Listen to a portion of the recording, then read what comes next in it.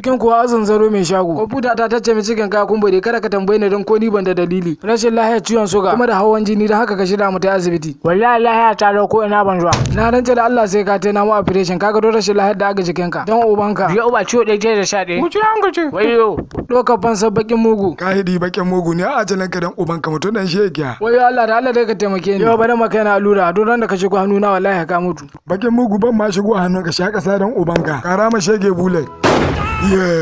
Bage mugu tabbas ya mali amma da Allah dai ka yi. Wallahi ko da ina yi mai sai da binon gada na kawo mai ga tsakiyar goshi yayi daya. Kan bala'i kenan sai bayan shekara ɗari. Ka ko ga baban magana ya haya ko. Ko ubangiji an ka roka yana yi ma mutum balle kai mai huskan yan wuta. Gaba ɗaya duk sai na zuwa da ma hanji. Ke ji halitta shege ta koma kamar sanyon itaci. Ku rattaba mana subscribe sannan ku danna ƙararrawa. Haka zalika ku san bada mana like, ku saburbudo mana sharhi, sannan ku yada wannan dauka